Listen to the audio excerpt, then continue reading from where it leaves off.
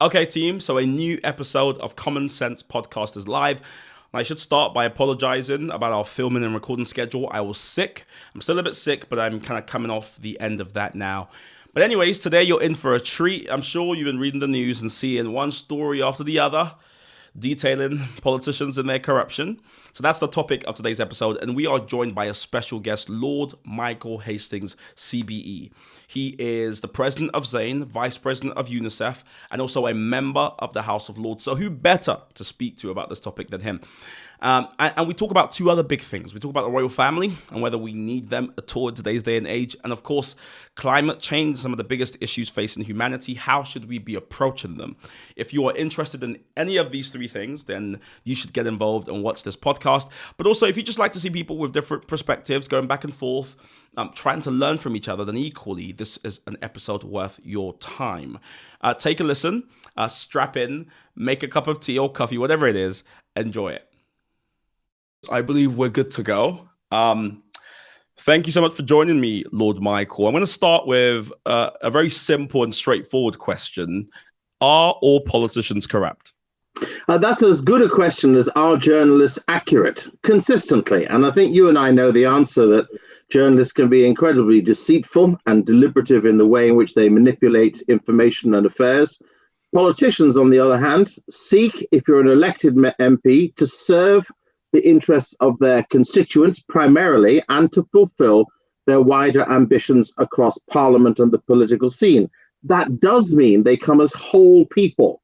So they seek to work together their lives to support the constituents who brought them to office. Instinctively, my answer to you, Mike, would be, I know so many politicians, MPs and peers, people in the civil service, those in charge of institutions. I found very few who are consistently desiring to be either corrupt or to distort the system or in any way besmirch or destroy the rules. That's not the reality. Yeah. Most seek to serve, and they're true to their intentions.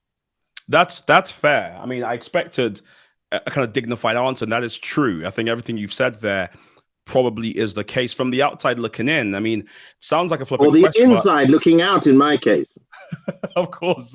I mean, it sounds like a flippant question, but of course I ask it not in a vacuum. Listeners will know about what's happening in the news right now with Owen Patterson.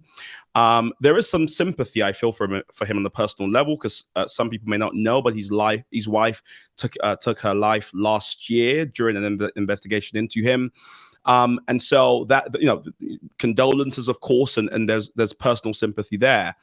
But of course, the dictionary definition of corruption is dishonest or fraudulent conduct by those in power, typically involving bribery. In the case of Owen Patterson, we learned that he was taking payments from external companies, £100,000 a pot, and was actually found to be lobbying on their behalf, speaking to other members of Parliament and ministers about their interests, so to speak. So you spoke a minute ago about interest there, and how most MPs, members of the House of Lords, your colleagues, act in the interest of ordinary people.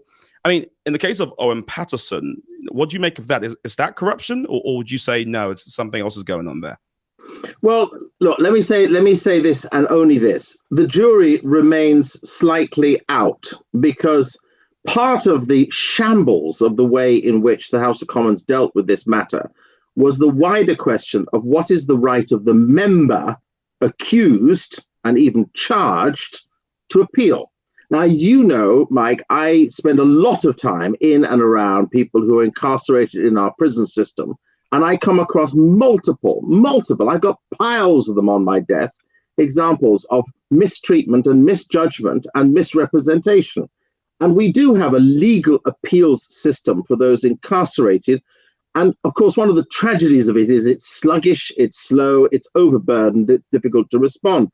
But in Owen Patterson's case, and in the case of an MP accused, even charged of inappropriate behavior, even charged with corruption, the right of appeal issue did not apply. He wasn't able to give clear, explained, transparent, public answers to the accusations. Therein lies what took place in the shambles of the Commons behavior. And any one of us would have to say natural justice fairly applied would require an honest appeals procedure that gave him the chance to represent himself and his perception of the truth. They may still come down with an adjudication, but he didn't have that opportunity. And therein lies the problem. Well, again, I take your point. I think some people listening may see the problem slightly differently. They may say the problem actually is that we've got a system where politicians are able to be paid more than they earn from their actual job as politicians.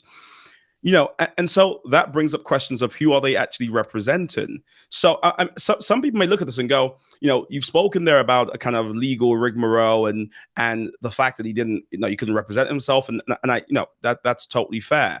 But what kind of world do we live in, or what kind of political system do we have? Can it be fair, and can we really say MPs are acting in the interest of the people when they can receive £100,000? And for folks who are wondering what the kind of average earnings of an MP is, I guess the stock earning is between, say, 80,000 and 85, isn't it?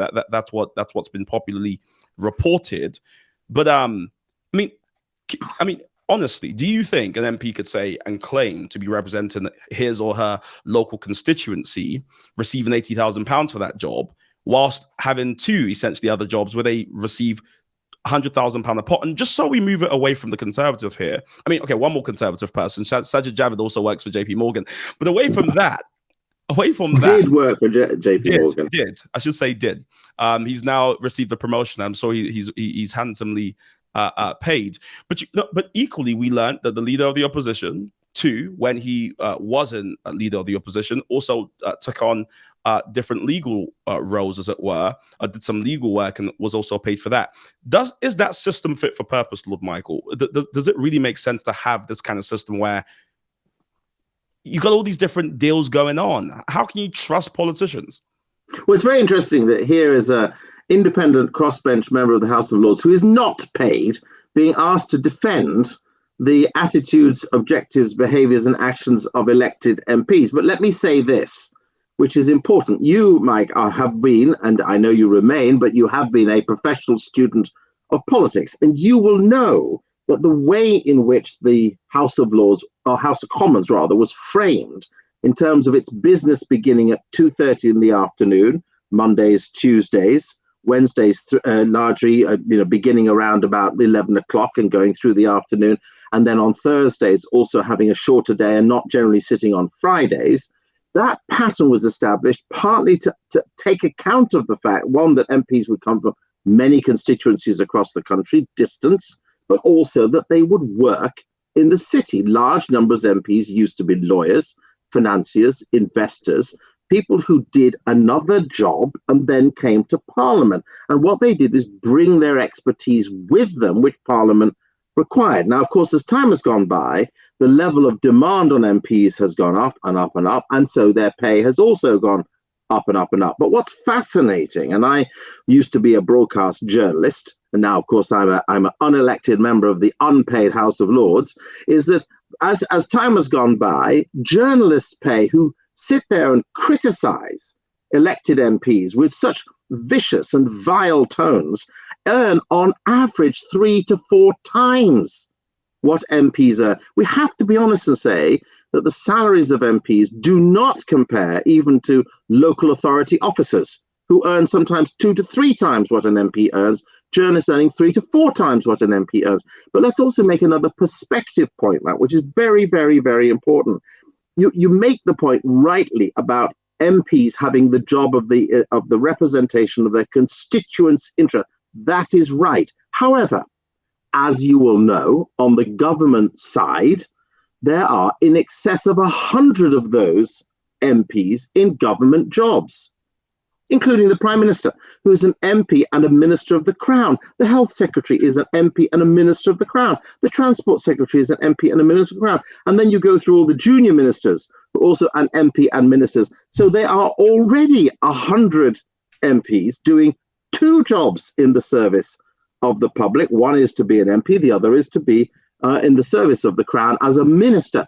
There are members of the opposition. Keir Starmer doesn't receive an MP's salary. His salary is in the mid 100,000s because as a leader of the opposition, official opposition, he's in addition paid because that's a job.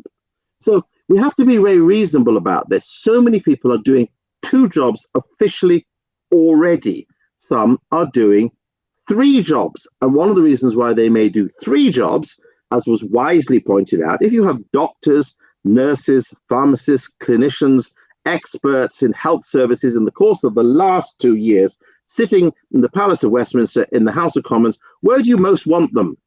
You want them on the front line, seeing to patients and supporting people during the pandemic. So to criticize people for having professional skills whilst being an MP is to ignore the fact of ministerial reality. But secondly, it is to denude the critical skills for the reasons why they came to Parliament. But it's also to disregard another fact, Mike, which is the way Parliament has been structured is we've all wanted our democracy on the cheap. People want to finger wag at an MP who's earning £85,000 a year. But if the same person of profession was to seek to go for a job in London, they'd be very put out if they weren't being paid in excess of £100,000 a year, which all the journalists who criticise them are being paid, and all the civil servants who are doing the jobs behind the scenes are being paid, and rightly so. So we've got to end democracy on the cheap. We've got to be honest about the property and rights of the minds and professional skills of MPs, and we've got to respect our democracy by paying MPs decently, but also not literally finger wagging from the outside at the hard job that they have to do. We need to support them. Here's the thing, though. I think you are definitely preaching to the choir on MPs earning more. I agree. I think we're in total agreement there. I think it's pretty crazy, actually, and that's the only word that comes to mind, to think about someone who's been doing something for 20 or 30 years earning the same as someone who just came out of university, maybe worked for 4 years, and is a kind of upstart in their local community. That's a problem. When you're 55 and you've got grandchildren, and you're living in the heart of London, £80,000 doesn't go that far. So I get that. However, notice the questions about corruption and dishonesty here, and I think what you've spoken about, whilst true, you've spoken there about the importance of doing multiple jobs. I don't think that's what's on trial here. It's about the interests you represent when you also work for private entities like the JP Morgans and the Randocks and all these kind of other businesses that essentially have their own private desires and private wills. Essentially, when you're someone who, I mean, let's be honest, Sajid Javid, when he worked for JP Morgan, wasn't working full-time hours. He did a couple of hours a month, and he was handsomely compensated for it.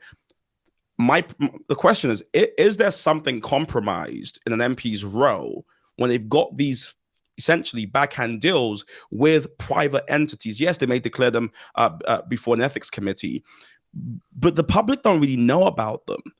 For a lot of members of the public, this was the first time hearing that Owen Patterson had a different job. And then it came out that every MP seems to be working for private businesses on the side. And there you go. Isn't this why we're seeing such a shocking or quite frankly, a really sad level of trust, if you like, in the public? The public don't trust journalists. That's one thing. The public don't trust the royals, which will come into. You spoke about the Crown. Well, actually, that's incorrect. The public trusts the royals more than anyone else, and you know that fact. But the public don't trust politicians, and does that bother you that the house you're part of isn't that trusted by the public? Well, the house I'm part of is very trusted by the public because we do an extremely decent job at very little reward.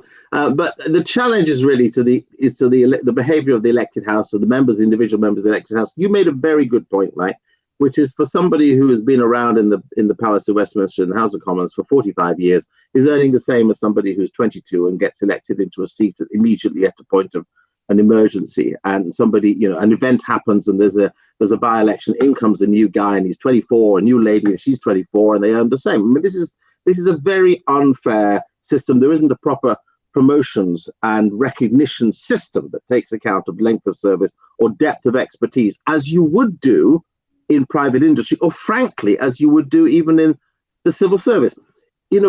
One of the difficulties of politics, and I've been around politics for a very long time and within politics for an equally long time, one of the great difficulties is trying to help the public understand how complex, how difficult, how intractable, how almost in so many ways, how not understandable it all is. When when matters of national security have to be taken by a committee in the House of Commons in complete privacy, away from public awareness, away from notation and public detail, away from minutes and away from public evidence, it's because there are issues of such significance and security, they cannot be widely discussed or made available on camera. That's just part of the intense duty that the elected households, and we hold different responsibilities in the House of Lords, but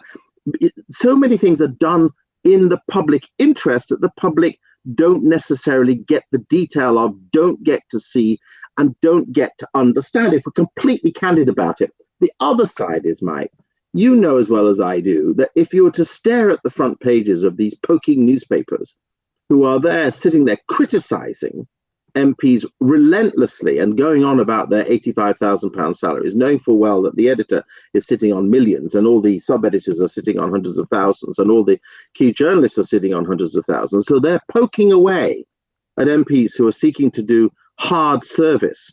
We know very well that there's a cynical, sneering ability built into the fact that public do not have political awareness, education, or information.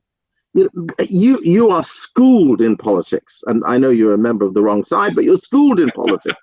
However, let it be, we'd all agree on the fact that if you were to ask the vast majority of our great population to explain the complexities of the EU trade arrangements through Brexit and before it, and what that means for the border issues in Northern Ireland, and how on earth you deal with the fisheries problems confronted by France and the Netherlands, you would get a yawning gap and say, please, can I watch Coronation Street? Because no, I have to push back on that, because I take your point, but I think some people would say, whilst you're right, the political education in the country must go up. We all agree on that. Citizenship, it's almost non-existent. I agree, but corruption is still corruption. And people can still point it out when something is awry, when elected representatives are up for sale. I mean, we saw it. I agree with you on that. Of course, I agree with you on that. And you have to remember, this is something really important, right?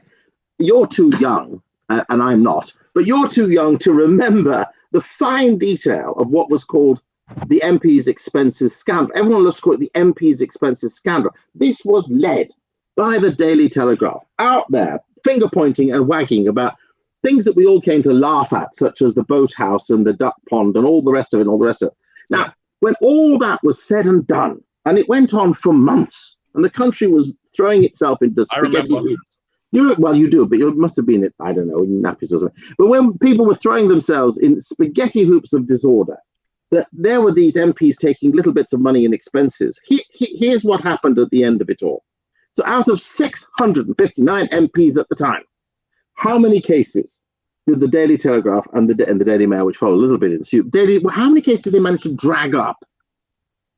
Well, you know what it was? It was less than 200. That's less than a third of the total members. After all that their expose brought about, independent investigation of those, say, let's call it 200 claims, it was just less than 200. Those 200 claims, how many actually were found had required repayment? How many? It was less than 20. And how many actually had committed a crime? It was 4. So when you stand back from it, a great hullabaloo was made out of something actually that was very little. But and here's the additional thing. The public only knew about the duck pond and all the rest of it because the expenses required receipts.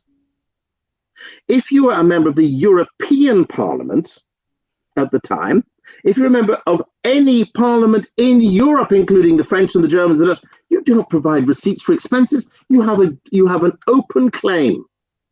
That is true, and I agree. That system's bad, but I don't think that kind of frees us from responsibility too. No, but you see, let us not over criticize the accountability and transparency of a system that generally works extremely well with fine duty, and recognizing that when the hype and the balloon goes up, as it did over the MP's expenses scandal, it came down to a handful. Yeah. And that doesn't represent a scandal. Yeah. And in That this is fair. particular case, the only corruption claim that can be made is poking at one particular MP, but he has not had the full right of reply in detail to the chamber which has accused him or charged him, and therefore that's why I say jury's still out. My experience of and knowledge of vast numbers of elected members, Labour, Conservative, Liberal, Scottish, you name them, even Green, although there's only one of them. My experience of the vast majority of them is they are there out of good intention, solid duty, get on with the job, do everything they can. Maybe they write a book and get paid for it. Maybe they do a little bit of external consulting on the outside and they receive a fee. Maybe they speak somewhere and they receive a fee. But the absolute purity of their role is their great intention to serve those who put them in office, put them into their position in the House of Commons, and to serve them genuinely, consistently, constantly. And we've seen the death of 2 MPs and the attacks on a number of other MPs in the course of their duties. Most of us don't face that. So let's be kind to these people, not just constantly poke them. I think your point is well made. And I think it will be for listeners. Let us know what they think. I mean, folks, you can drop a comment, or you can, of course, tweet with the hashtag Common Sense Podcast and let us know. I mean, do you agree with Lord Michael here? I mean, I agree, and I think oftentimes when we talk about things like this, and I've spoken to all sorts of people about the issue. Some often default to the legality of it all and go, well, you didn't break the law. But of course, we must do better than simply not breaking the law. The question is, morally speaking, is this the right thing to do? Is he off the hook, so to speak? And even with the expensive scandal you bring up, yes, for a lot of them, they weren't tried and we didn't see folks forced to pay back, but it's about principle. We're in a time where a large proportion of the country are going to face rising energy costs, of course. A lot of them have had the universal credit uplift. We all know about that being removed. And so folks are feeling the tension, are feeling the squeeze, inflation's up. And then whilst that's all happening, you're hearing about essentially someone who's elected, that you've elected to represent you, collecting and having a wonderful payday. That feels wrong. And of course, it changes people's perspectives on politicians. Okay, just a quick interruption to tell you to subscribe if you're watching on YouTube. But also, if you're listening on Spotify or Apple Podcast, then follow, leave a rating. We want to see this podcast grow, and your help could help us do that. One more thing that's changed, actually, is the public's perception of the royal family. And I find this quite interesting because young people and old people have very different feelings about the royal family, which probably isn't breaking news to folks listening. Now, in August, this was the most recent survey I could find about young people, a YouGov survey of young people. These are people between the ages of 18 and 24. These are folks that, some would be millennials maybe, and some are Gen Z and even Generation Alpha, folks who will inherit the future. 41% of them said that we should have an elected head of state. And didn't believe in the system as we have it right now. And 31% said that they still wanted a king or a queen. Now, of course, this debate has been raging on. The Republican movement is well known for grabbing every opportunity to have a conversation about whether we need a royal family or not. But Lord Michael, what I thought would be interesting to find out from you isn't so much do we need the royal family, do we not need it, but far more, what does the Queen do?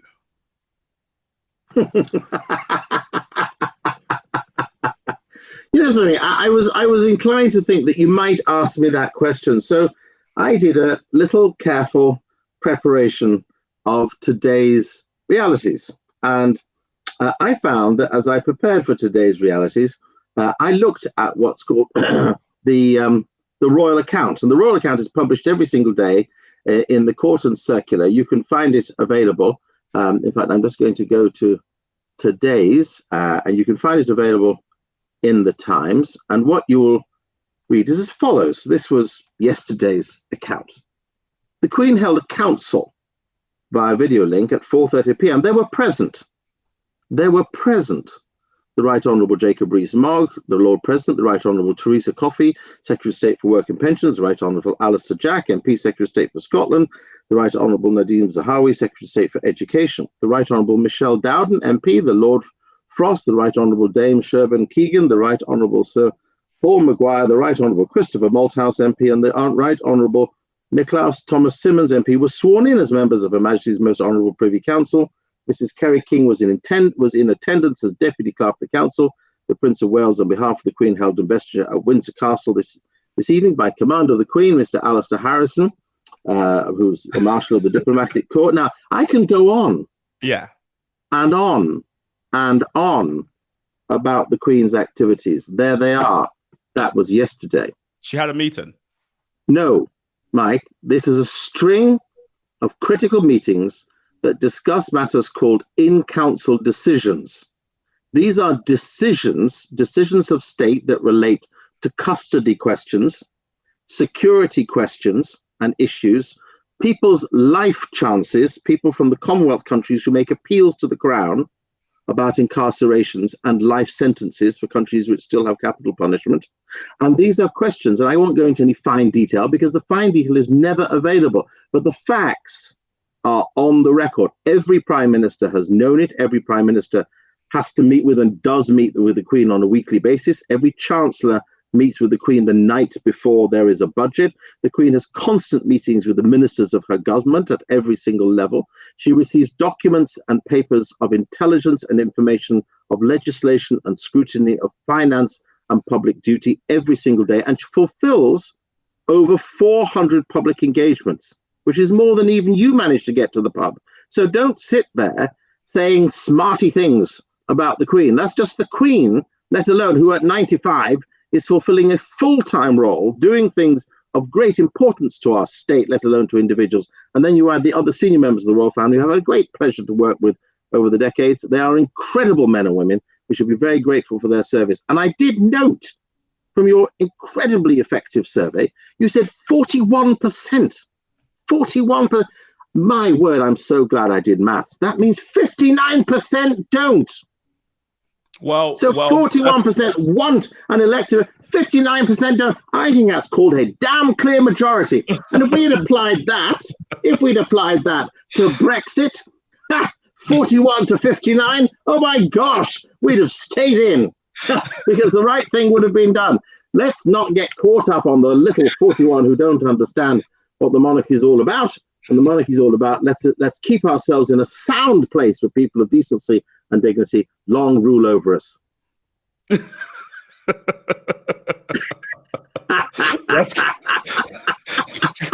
quite something. I mean, to clear up the stat, 31% want a king or a queen, 41% don't, and so the folks in the middle are unsure.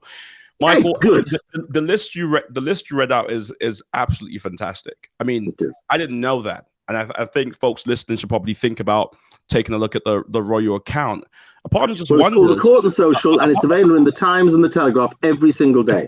If I could just finish, a part of me just wonders, why couldn't an elected head of state do all those things?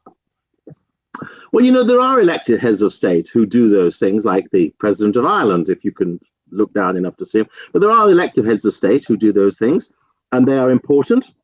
And it's very important for countries which have elected heads of state that they fulfill all of those significant duties. And we're very grateful for them. But then you have to ask about the costs. And when you look at the costs of elected heads of state, which have to come directly from the taxpayer's purse, and then you look at the costs, you don't know what I'm going to say now. I'm so glad you brought up costs. Yes, I'm so glad I did bring up costs. And how is the monarchy funded? Would you care to explain, Mike? Or do you want me to explain? Well, we can talk about the civil list, of course. Yes. Is that what you want to discuss? And where does it come from? The public. It's no, from it doesn't. Taxes. It comes from the government. It doesn't. But as Margaret Thatcher said, there is no government money. I mean, it's the public that generates the money. It doesn't come from the public. Who does it come from then? It comes from the rents and the fees paid to the Crown Estate. The Crown Estate exists of lands, including vast amounts of shops, farms and properties in London and across the United Kingdom in very lucrative areas, where those who trade off those lands, farming, energy, and retail, pay fees or rents to the Crown Estate. The bulk of the Crown Estate's resources go into the Treasury coffers. The Treasury, the taxpayer, benefits to the tune effectively of 80% of the value of the Crown Estate. Less than 20% of the value of the Crown Estate is then transferred for the funding of the monarchy. Got you. So the taxpayer pays nothing. So that's quite a way to look at it. Based on it's the fact. You can tell me if this is wrong based on my research here, but my research shows that the civil list as it currently stands at about 7.9 million. Is that true, or that's just kind of hocus pocus? No, that's true. Right.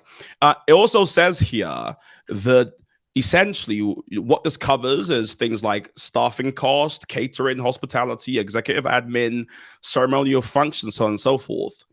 But then policy, as it were, in 1972 actually prevented the government from cutting the civil list and essentially ensured that irrespective of what kind of public spending was being reduced or increased, that the civil list would always be protected. Is that correct? Say that last bit again. So essentially, the civil list as it currently stands cannot be cut by the government unless they were to basically undo that bill, the 1972 Civil List Act. Correct. Right? So as it pertains to ownership then, which is what you spoke about, it's more about rents. Your argument, if I'm correct, is that because it seems as though the argument being made is almost as though the royal family is this entity that exists separate rather to the public, own all this land by just their kind of God-given right. And so it's this kind of insulated system that just keeps itself going. And so the public, it costs them nothing. So that 7.9 million belongs to them. Is that, am I right in thinking that's what you're saying? No, you've got it. No, I think you've got it round, dare I say, something face.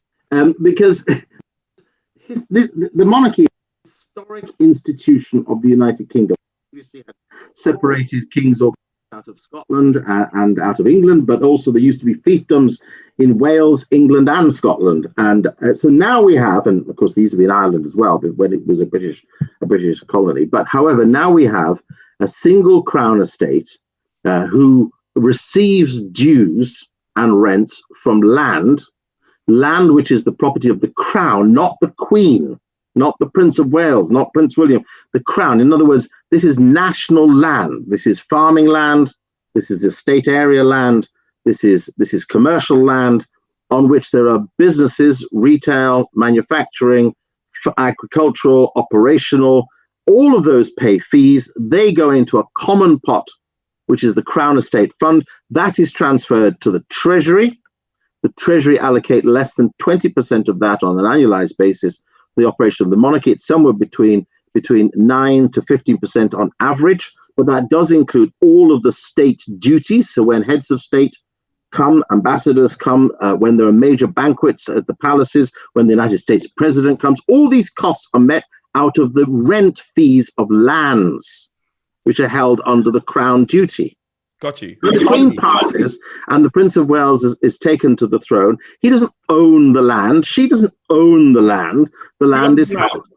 The land is held by the Crown. Now, let's not get into a peculiar and odd debate about what that means, because if I had to tell you, Mike, that you who have many times stepped into the bowels of the BBC, whether you've done it in Manchester or in London, and even taken fees from the BBC for your appearances, you can. I'm sure you know that the BBC is established under Crown Charter.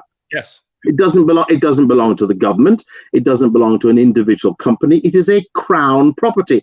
This is the reality of our system. We have Crown property.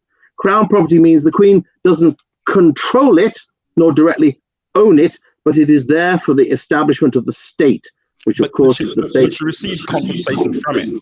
And no, she receives an emolument legally, an emolument which comes as in response to her duties as monarch. Got you. Now, some listening may go, why does this matter? Why is the technical? Yeah, why are you asking these questions? These are odd questions to be asking on a Tuesday evening. The reason why it's so important is because it cuts right to the heart, that technicality of who owns it. to the heart of, I think, the Republican movement, because we can talk about, the abuse of prerogative powers by ministers that use the crown essentially to do all sorts of different things. We can talk about social division and things of that nature. But for me, the most salient argument really for the Republican movement, and I'm here to represent the perspective, just to give you a chance to kind of respond to it, not because I'm advocating for anything at all, is really to consider this idea of birthright. Because the people you're talking about who are figureheads, don't control, but are, merely stewards, whatever term we want to use, they are there not because they're elected, but they're there by birthright. Now, in a liberal modern democracy, where I know one of your life goals is to bend the powers bend the levers of power towards the potential of the poor. I've heard you speak about that, which is something that I also resonate with. I would also imagine you're interested in fairness, right? Does it strike you as fair that folks, by virtue of where they're born, get to lead, and whether figuratively or not, a country? Well, how interesting, because you're talking about the exceptionally high-quality democratic system that governs the United States that produced Donald Trump. I mean, folks will say it's an aberration. There were lots was it? It was. Okay. Beforehand, and if anything, look what happened after Donald Trump. I mean, if anything, what that whole system or period, demonstrated was how robust those systems tend to be. In that, yes, you might have an aberration, here and there, but things always sort themselves out. So what was robust was the institutions of the state. The institutions of the state. You know this, Mike. The United States, let's just be on it for one moment, may have an elected aberration in Donald Trump at one point when he was president, but an elected president.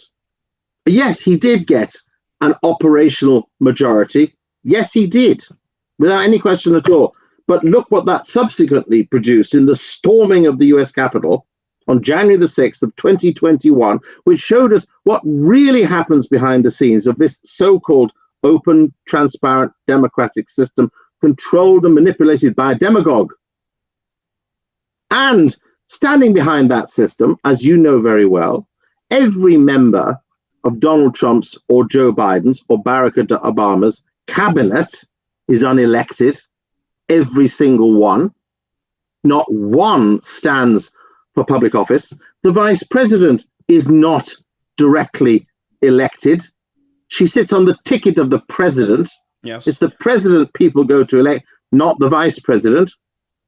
But then also, the most authoritative center of American democratic political decision-making, second to the role of the president and the House of Representatives, is the Supreme Court, which has permanently appointed judges unelected. In other words, if you want to look at one of the biggest establishments of democratic procedure, 2/3 of it is unelected. But none of it is by birthright. And that's the problem here. It's about birthright. Appointments, selections, we get that. But the notion that by virtue of your bloodline, I mean, literally, it's something from out of Game of Thrones. The idea, that's exactly what it is. It is a Game of Thrones. It is.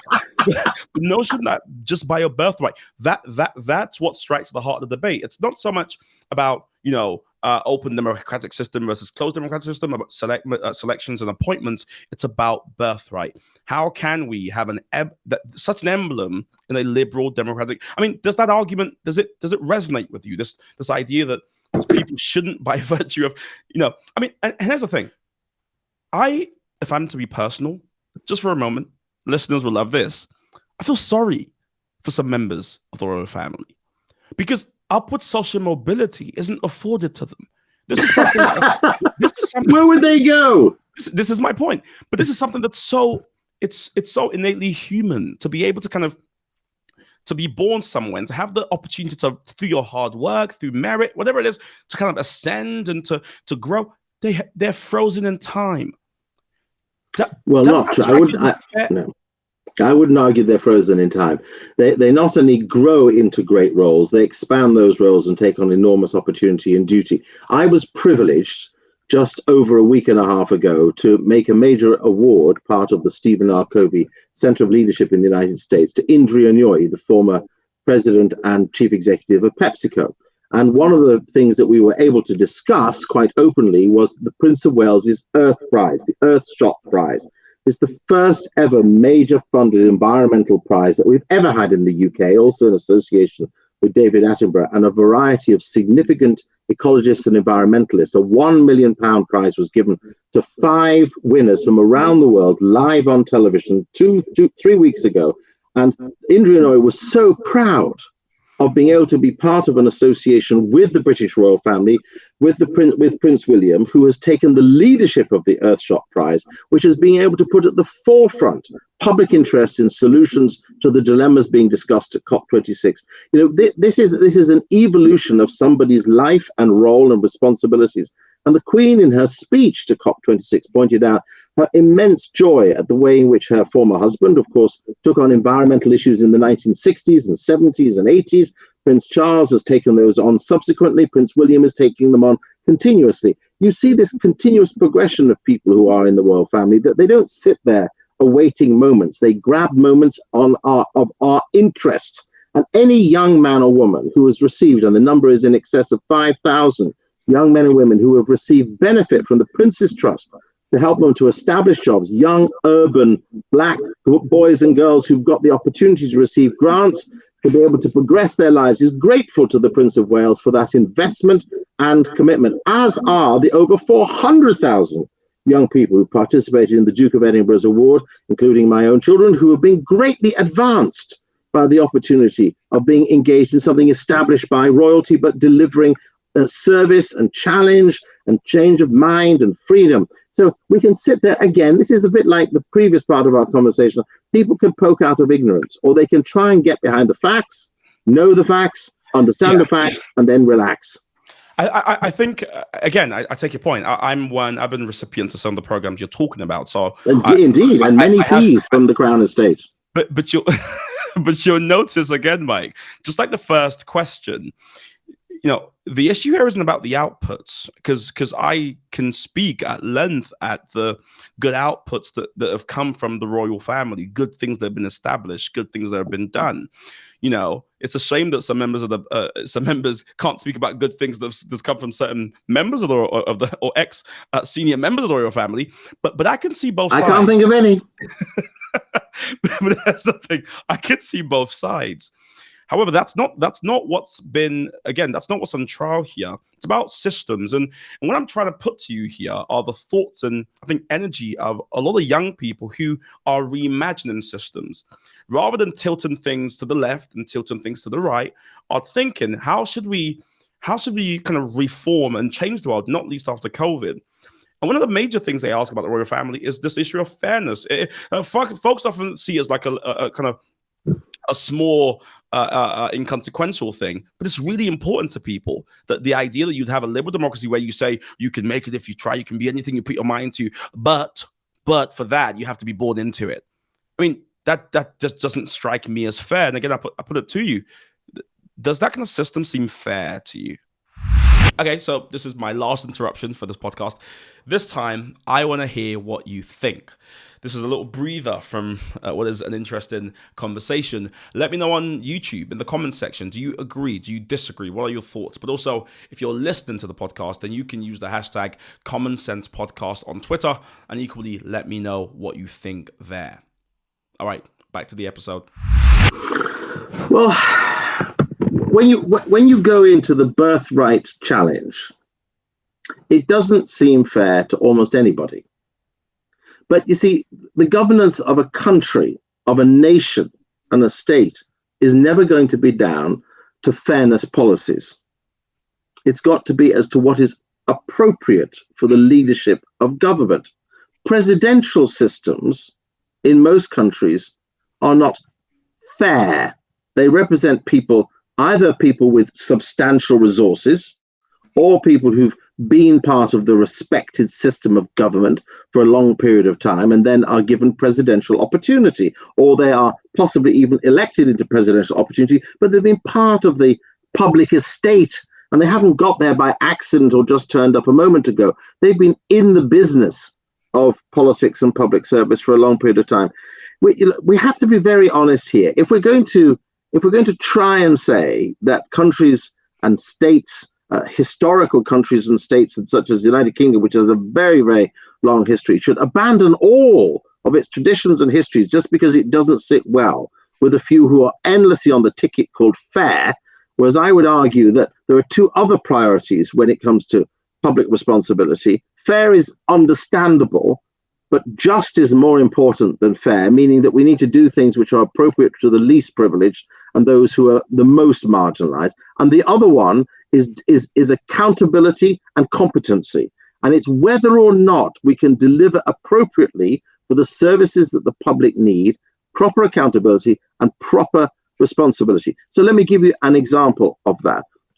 We at the very moment in which we are recording this conversation, this is the day of 103 years ago to the ending of the First World War. And this weekend, there will be Remembrance Weekend. We remember the events of the Second World War and subsequent wars. We don't have those who are generals and admirals and leaders of our primary services just popping up out of the street.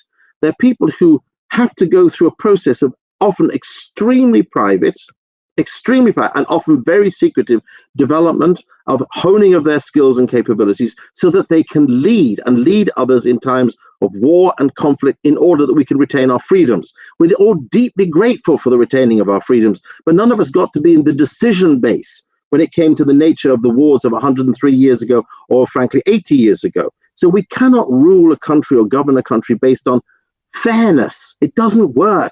Or on equalities. That doesn't work either. Appropriate skilling and accountability is necessary, and justice is also necessary to provide for those most marginalized. I think your point is well made. And again, like the first conversation or the first topic, it will be for listeners to decide exactly what they think. I totally get where you're coming from, by the way. And for folks who are wondering how a transition could work to a Republican, or a Republic rather, you can search at the Republican website. It's there's a whole prescription there about how we might be able to move. Because I just think it's possible to change a system. I think it's possible, and I think we can do it. And I know the UK doesn't do revolutions. The UK is the country people revolt away from. so it's hard to do revolutions when that is your historical position.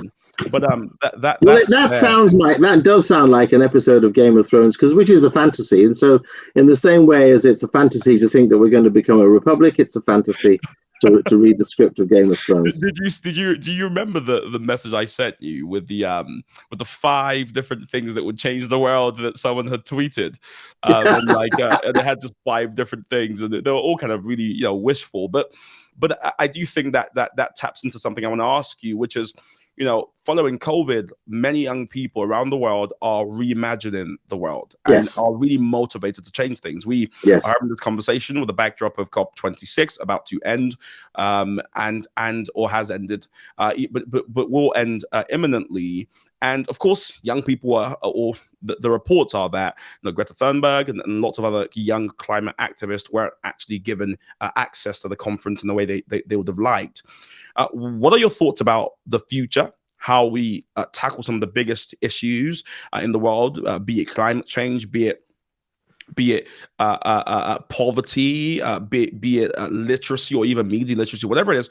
And what's the place of young people in that? Do you think young people are invited enough to the decision-making table? And were you speaking to a young person, what exactly would you say to them? Well, you've wrapped so many things together in that. And at the point at which we're recording this, COP26 is not completed. It won't be completed for another 2 days. And let's hope that some of the agreements within COP26, including the very unique agreement between the United States and China announced just 24 hours ago before this recording, but also many of the other steps taken ironically by many Latin American countries about forestry provision and protection, which we didn't expect. There are some good results that are coming out of the discussion so far. I've always got to remain optimistic that there will be a better tomorrow than there is today, because everybody is now very grown up and very aware and very at pains to understand how serious the climate emergency actually is. Now, I can say that, recognizing that when I started my time in a commercial company, which was actually going back now sort of essentially 15 years ago, and I began to talk in a commercial company about its duty and responsibility as a citizen to the environment, I got laughed out of court.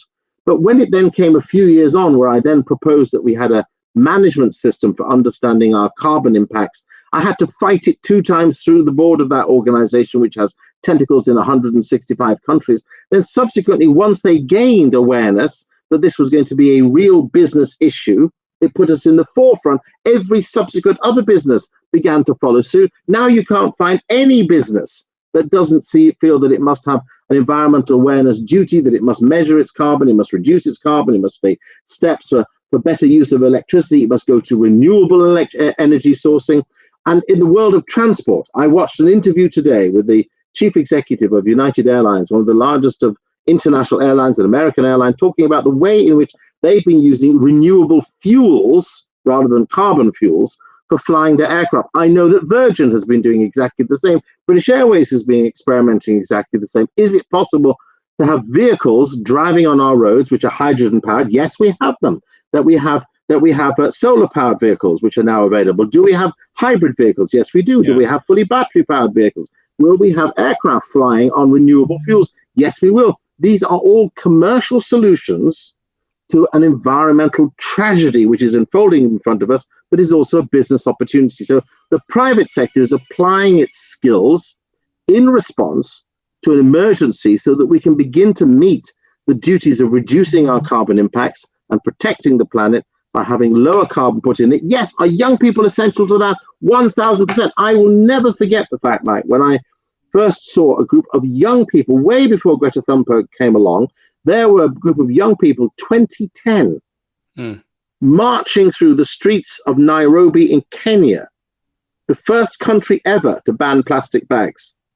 In 2010, there they were, young people, all of them somewhere between 14 to 18, there they were campaigning for and championing the cause of environmental responsibility. Why were they doing that? Why were they arguing about climate at that point in 2010? Why were young people doing it? Because they become aware and educated in their schools about what was necessary to protect the wetlands of those people who live on the wetlands and those who are farmers, and therefore their natural habitats. And without that, with the drying up that was beginning to happen, which has now become catastrophic, are young people essential?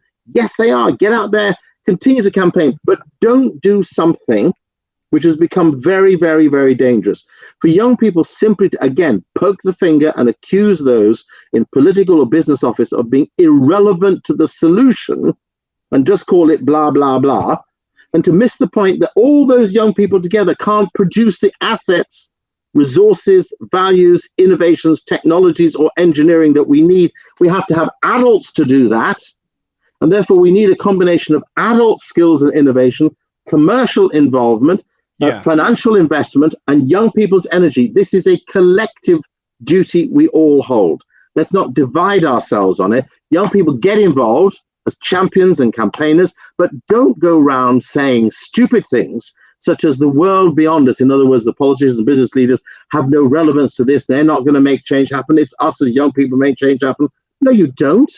You don't have the trillions that are necessary for the renewable energy sourcing, and you don't have the innovation necessary to change the transport systems. And by the way, how did you get there? And you relied on traditional systems to get you there. If you used environmental ones, good for you. But even if you did, you didn't produce the innovation. So let's have a responsible, intelligent young people's engagement in this. And let me say it again, way before people like Greta Thunberg were out there irritating, as she rightly does. There were people, young kids in Kenya, and I watched them in 2010, 12 years ago, doing exactly what is right, which is standing on the streets, having placards, making a point, forcing the country into the decision it took first before we in the UK took it, the banning of plastic bags. So they have a role, vital, but don't denigrate the roles of others. Mike, that's I mean, heard loud and clear. I just wondered one last thought I would love you to leave with us. It's something that is often said that young people have lots of energy but no patience, so to speak. And I just wondered if there was a young person out there dreaming of a world without the royal family, or dreaming of a world without I'm glad you pollution, said dreaming.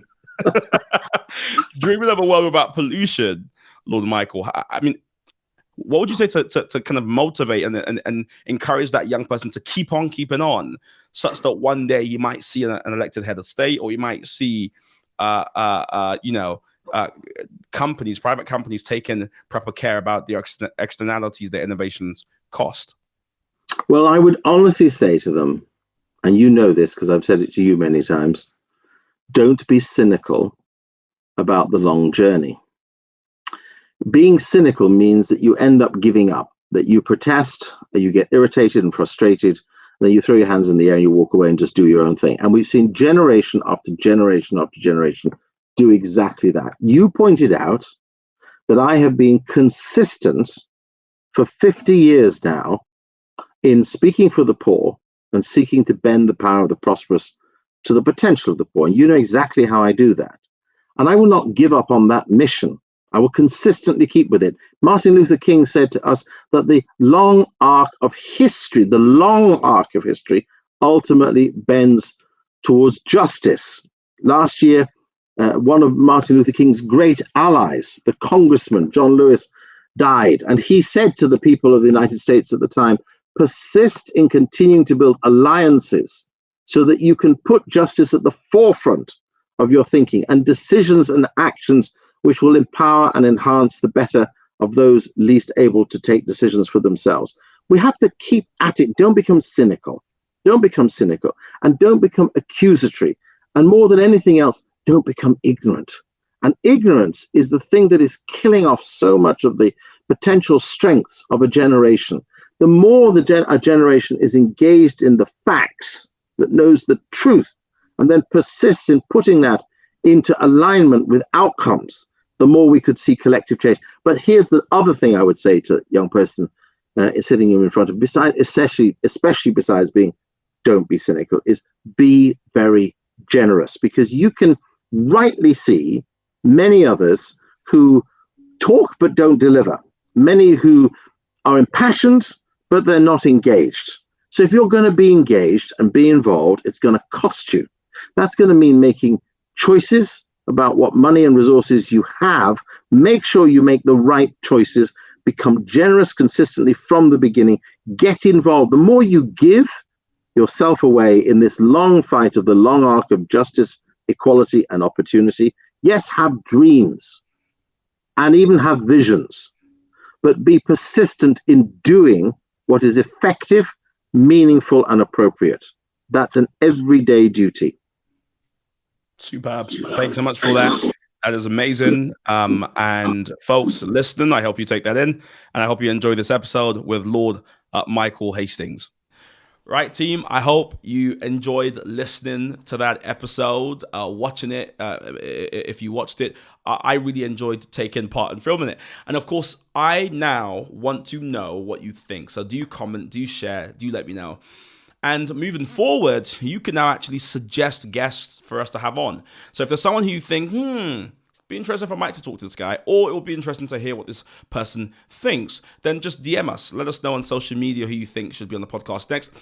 And you can also email us perhaps a list of people using the email TCS Network. Sorry, that's not the email. hello@tcsnetwork.co.uk. Let me know what you think, because we really want to grow this podcast with your input. Thank you so much, as ever, for listening. Have a wonderful week.